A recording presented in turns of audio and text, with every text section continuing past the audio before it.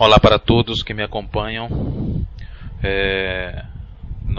nas redes sociais, como no meu canal, o HM Video Center, no YouTube, minha página, meu perfil no Facebook, minha página no Facebook, e o meu perfil no Google Plus e no Twitter. Em especial aqueles que acompanham os meus programas, no caso, neste programa, o Face Falante, né? Meu nome é Hudson Miranda, eu sou educador, consultor e psicólogo.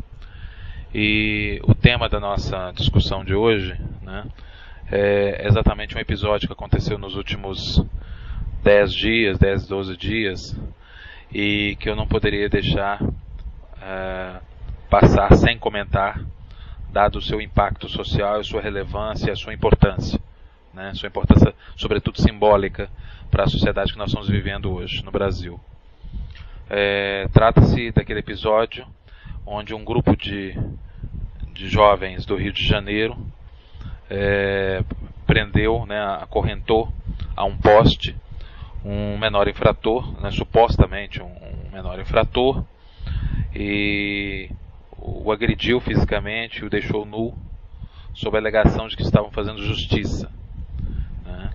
E logo após o episódio houve um comentário que teve bastante repercussão, que foi o da âncora do SBT Brasil, Raquel Sherazade, insinuando, né, induzindo que seria razoável e compreensível o posicionamento de justiça com as próprias mãos. Deu uma repercussão muito grande em todas as redes sociais, entre todos os especialistas em comportamento, segurança pública, em comportamento humano, né, na grande mídia. Isso provocou uma grande discussão, uma grande polêmica.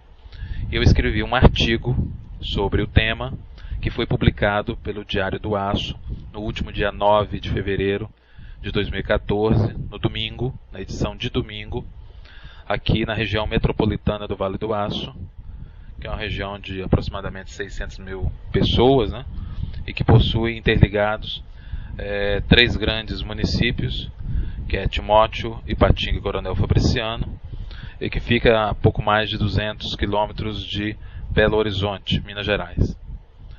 Além de publicar o original no meu perfil no Facebook, eu resolvi ler, né, publicar em áudio a íntegra desse artigo em uma das edições do Face Falante, que é esta edição que você está ouvindo. Bem, eu vou começar a leitura para que vocês tenham ideia do que se trata, né, e do meu posicionamento em relação a esses acontecimentos. Deixo claro desde o início, né, para que não tenha problema nesse sentido, que acho que nós precisamos repensar, rever, discutir amplamente e verdadeiramente a situação de segurança pública no Brasil, a situação da maioridade penal e das providências em relação aos menores infratores. Acho que nós precisamos ter ações articuladas, tanto do ponto de vista de segurança pública, mas sobretudo também em políticas de educação, cultura e esporte, lazer, voltado para esse público, e que não seja resultado de bravata ou só de anúncios protocolares, mas que sejam realmente investimentos pesados, com capilaridade, com alcance verdadeiramente social, ligados à cultura, ao esporte, ao lazer, à educação, à oportunidade de trabalho, à integração desses espaços com iniciativa privada, né, para que nós possamos ter uma sociedade menos violenta, né, além de investir pesadamente em mediadores sociais e mediadores de conflitos, né. Então eu sou partidário disso, e quem me acompanha nas redes sociais sabe dos meus posicionamentos frequentes em relação a estas questões, né. Sou a favor da legalidade, do rigor da lei, mas não da lei como vingança. E muito menos, se não sou a favor da lei como vingança, da punição como vingança, e sim como um ponto de inibição, né, do caráter sedutor para alguns em relação à criminalidade. Então sou a favor do rigor da lei como desestímulo, né, e da punibilidade, da agilidade da punibilidade como desestímulo à prática de crimes, sejam eles de que grau for e por quem for, né? Então acho que é preciso que a gente reveja o nosso sistema, né? E venho falando disso frequentemente, né? Acho que isso é um problema sistêmico, não é um problema pontual que se deve atacar somente a situação das delegacias especializadas, ou de número de viaturas, ou de preparo de policiais para situações diversas, né? A revisão da formação e do ingresso de novas pessoas, né? Novos profissionais, formação de novos profissionais das polícias, né? Na agilização, na modernização ampla e profunda e rápida do sistema judiciário, da mudança das leis. Não, é um conjunto sistêmico que eu já falei sobre isso. Não vou usar esse espaço aqui neste momento, nesse episódio, para falar sobre isso, mesmo porque nós vamos voltar a discutir sobre segurança pública num nível mais amplo e profundo, né? Inclusive em breve. Agora, não posso admitir a possibilidade, sob qualquer pretexto, da defesa da justiça pelas próprias mãos, né? Do dente por dente, olho por olho, né? Senão, como já dizia Gandhi, né, vamos terminar todos cegos e banguelas, né? Eu acho que não é por aí. Então eu penso que nós precisamos ter muita responsabilidade ao expressar nossa indignação, com todo o direito e liberdade que a democracia nos dá, de liberdade de expressão, né? Mas é preciso que essa liberdade seja exercida com responsabilidade, né? Então penso que nós precisamos, quando chegamos a este ponto, né, dessas polêmicas, precisamos inclusive rever a postura, né, dos organismos de comunicação, que não podem esquecer que eles também são concessões, né? E que dentro do regime democrático deve ser preservado a todo custo a liberdade de expressão, mas dentro dessa liberdade de expressão deve haver princípios éticos e de responsabilidade social, né?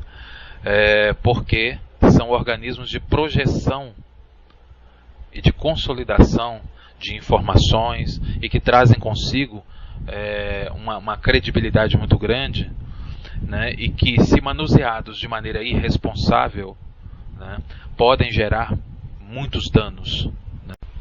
Vamos então à leitura na íntegra do artigo publicado no último domingo, 9 de fevereiro de 2014, pelo Diário do Aço. Lembrando que esse artigo tem a minha autoria e tem como título: Com quantas Sherazade podemos alimentar um país feudal e vingativo? Vamos então à leitura do artigo. Vivemos tempos muito difíceis e ásperos em nosso país, com demandas públicas cada vez mais complexas e crescentes, associadas a uma sensação de descaso e abandono, protagonizados por representantes do setor público e privado, sustentados por um imenso cordão umbilical da negligência, dissimulação, incompetência e cinismo. Embora esses indivíduos de comportamento anômalo e criminoso não sejam a maioria, eles têm conseguido fazer grandes estragos no cotidiano dos brasileiros e passar a sensação de triunfo sobre um sistema de legalidade que apresenta graves sintomas de anemia, osteoporose, paralisia cerebral, necrose, entre outros males. E dentro deste cenário, a insegurança pública ganha contornos mais graves de norte a sul do Brasil.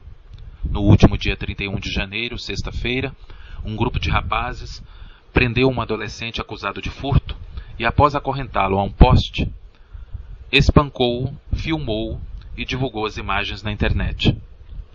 O fato ocorreu no bairro do Flamengo, na cidade do Rio de Janeiro, e o jovem foi socorrido pela artista plástica e ativista social Ivone Bezerra de Mello. Ivone, ao divulgar o fato pela internet, foi alvo de diversas críticas por se tratar de um suposto ladrão. Ao comentar o assunto no último dia 4 de fevereiro, terça-feira, na bancada do SBT Brasil, a âncora Raquel Sherazade afirmou achar que, abre aspas, num país que sofre de violência endêmica, a atitude dos vingadores é até compreensível. Fecha aspas. O comentário talvez tivesse passado despercebido se não revelasse a crescente arrogância da fundamentalista face burguesa de nossa castigada sociedade. Uma face que não tem pudor em usar câmeras e microfones para fazer não jornalismo, mas jornalismo, às custas da desgraça e do medo alheio e ao arrepio da lei, propor a subtração do rito judicial, estimulando assim a legitimação da ação criminosa de grupos de julgamento sumário e de promoção do que chamam de justiça com as próprias mãos. Em um país que apresenta fatos cada vez mais frequentes, como professores universitários fotografam um cidadão comum em um aeroporto, expõem a sua fotografia numa rede social, a sua revelia, para servir de chacota, uma governadora que afirma que o aumento da violência em seu estado se deve ao fato do mesmo estar mais rico, e um governador que chama de vândalos cidadãos indignados depois de ficarem presos em trens superlotados e sem ar-condicionado por mais de 1 hora, é de esperar que esta contaminação pseudo-intelectual encontrasse abrigo no doente segmento bizarro da mídia brasileira. Raquel Sherazade não está sozinha em seus comentários populistas e carregados de desconhecimento e preconceito. Ela tem pares na mídia e nos 3 poderes da República espalhados por todas as esferas do setor público e privado do nosso país. Além de pares, ela tem plateia em um país que insiste em se manter na superfície e se nega a mergulhar na angústia para refletir e encontrar caminhos equilibrados.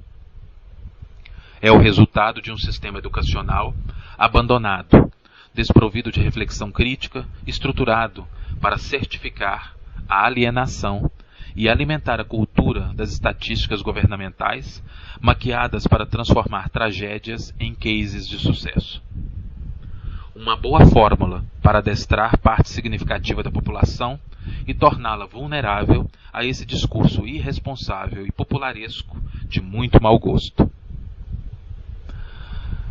Esta casta podre que disfarça o seu mau cheiro com perfume importado e se esconde da realidade nos mais sofisticados resorts, espalha a sua verborreia, se unindo numa suruba ideológica e se travestindo de religiosos fundamentalistas, políticos bravadeiros, empresários oportunistas, entre outras figuras cancerosas à nossa sofrida sociedade. Na imprensa, eles aparecem como redatores de bares e âncoras popstars, que buscam o estrelato via aclamação popular e não através de uma análise criteriosa e ética de fatos e cenários. É bom que fique bem claro que sou cidadão atento aos acontecimentos, já fui vítima de furto, tenho receio dos efeitos da violência no meu cotidiano e de minha família, e sempre que possível me manifesto sobre o assunto, cobrando providências, rigor da lei, políticas sistêmicas, entre outras estratégias articuladas do poder público, mas dentro da lei e dentro dos princípios de direitos humanos que regem as sociedades civilizadas. Os representantes deste Brasil feudal, do qual ainda não nos livramos, não se constrangem em falar em democracia, mas são os mesmos que são contra as políticas afirmativas para negros e mulheres, são os mesmos que se sentem ameaçados com a existência dos homossexuais e os jovens da periferia. São os mesmos que sonham em murar as praias, os mesmos que não sabem separar cidadãos que protestam de vândalos. A cegueira mental desses indivíduos se alimentam de doses cavalares de retrocesso, moralismo e preconceito devidamente camuflados em discurso, abre aspas, em defesa da família, dos bons valores e da ética, fecha aspas.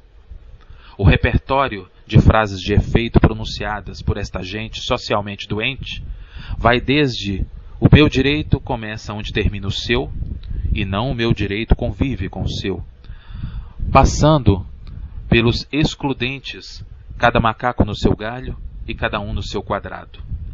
Fecham os olhos para as reais e desafiadoras demandas da nossa sociedade, que de tão amplas e profundas não cabem nesse artigo.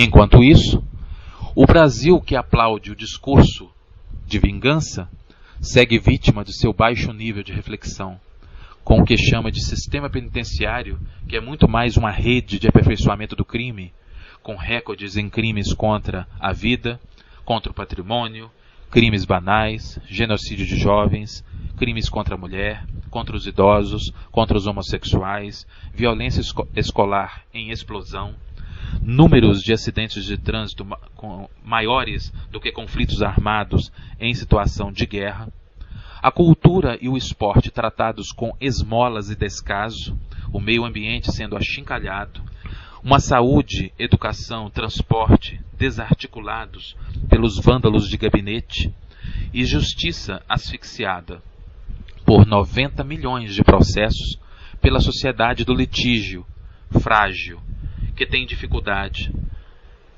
e que está impotente diante de sua própria inabilidade de resolver seus conflitos. Para os que defendem a vingança como resposta ao caos que vivemos, deixo a mensagem do pastor luterano alemão Martin Niemöller, que ganhou o Prêmio Lenin da Paz em 1966 e ficou conhecido por sua adaptação do poema Quando os Nazistas Vieram Atrás dos Comunistas, do poeta e dramaturgo russo Vladimir Mayakovsky. Vamos então a essa adaptação. Primeiro, os nazistas vieram buscar os comunistas. Mas como eu não era comunista, eu me calei. Depois, vieram buscar os judeus. Mas como eu não era judeu, eu não protestei. Então vieram buscar os sindicalistas. Mas como eu não era sindicalista, eu me calei. Então, eles vieram buscar os católicos. E como eu era protestante, eu me calei. Então, quando vieram me buscar, já não restava ninguém para protestar. Por Hudson Miranda de Oliveira. Bem, eu terminei essa leitura com essa adaptação do poema, né, do Mayakovsky, feito pelo pastor Martin Niemöller. Eu espero que ela toque de alguma maneira as pessoas, para que não confundam liberdade de expressão com irresponsabilidade de expressão, e que elas possam reconhecer nos bons jornalistas fonte de reflexão, possam sim expressar sua indignação, mas sem transformar a sua expressão de indignação numa arma contra a lei, a legalidade, os direitos humanos, e que, na verdade, quando se faz isso, nós estamos num caminho suicida, estamos dando um tiro em nós mesmos, estamos armando uma armadilha onde certamente todos nós cairemos, e da qual todos nós seremos vítimas. Portanto, pense nisso, reflita sobre essa questão e não se mantenha parado diante desses sintomas, né? Reaja, porque os cidadãos de bem e que têm condições de refletir e oferecer um caminho saudável para as nossas futuras gerações e para nós mesmos, para a nossa sociedade como um todo, dentro do processo legal, justo e democrático, são maioria. Mas muitas vezes a gente tem a impressão que não é, porque estão ou omissos, ou tímidos, acuados de alguma maneira, e não estão unidos, né? Não estão promovendo esse compartilhar de ideias que possam ir de encontro e sobrepor toda e qualquer ideia que fuja do caráter civilizatório que nós devemos ter no convívio social. A todos, muito obrigado por ter me acompanhado até aqui e até nosso próximo encontro, a nossa próxima oportunidade. Muito obrigado.